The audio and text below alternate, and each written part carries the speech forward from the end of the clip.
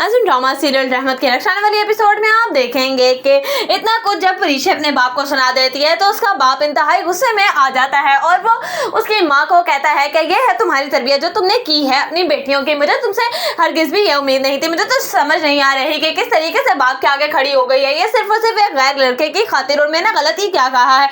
बिल्कुल ठीक ही तो मैं कह रहा हूँ कि मुझे नहीं गवारा है कि मेरी बेटी वहाँ पर नौकरी करे। सही कहती है रुमैसा कि जिस तरीके से तुम्हारी एक बेटी ने अपनी मर्जी की शादी की है उसी तरीके से तुम्हारी बाकी दोनों बेटियां भी अपनी ही मर्जी से शादी करेंगी और तुम्हें कोई पूछेगा भी नहीं। इस पर फौरन से खड़ी हो जाती है आलम की माँ और कहती है कि बस मेरी बच्चियों के किरदार पर तुम्हें या तुम्हारी बीवी को कोई हक नहीं पहुंचता कि तुम उंगली उठाओ। और तुमने कौन सा इस घर की जिम्मेदारी उठाई थी जो तुम्हें अब आकर इस तरह से बोल रहे हो? मुझे शर्म आती है तुमने अपना बेटा कहते हुए कि तुमने रुमैसा से अपनी ही बेटियों के खिलाफ इतनी ज्यादा बकवास सुन कैसे ली? मुझे तो शर्म आती है अपनी ही तरबियत पर। इस पर कहती है परीशे अपनी दादी से कि दादो बस कर दें, रहने दें। मुझे लगता है कि शायद अब्बू को हमारी कोई परवाह ही नहीं है। तभी तो आपने देखा नहीं कि किस तरीके से ये रुमैसा आंटी के कहने पर यहाँ से चलेगा और उन्हीं के कहने पर ये शादी में भी आए थे और उनके कहने की वजह से इन्होंने हमसे सारे रिश्ते नाते तोड़कर रख दिए हैं। लेकिन हमें इनसे कोई गिला शिकवा नहीं और अब हम वही करेंगे जो हमारी मर्जी होगी। मुझे इस घर को चलाने के लिए कुछ ना कुछ तो करना ही पड़ेगा। अगर तो मैं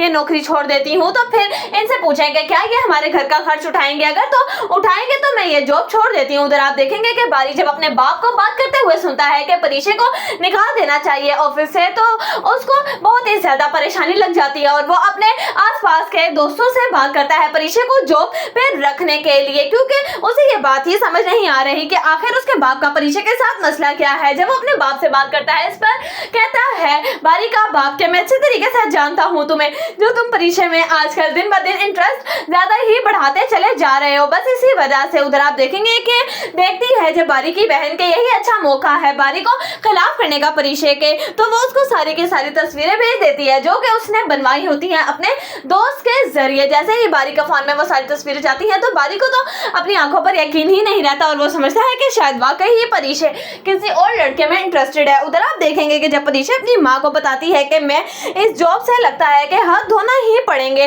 क्योंकि मैं तो इतनी बड़ी लोन की रकम दे नहीं सकती, तो इस पर उसकी माँ कहती है कि मुझे लगता है कि शायद तुम्हें परेशान होने की हरगिज़ जरूरत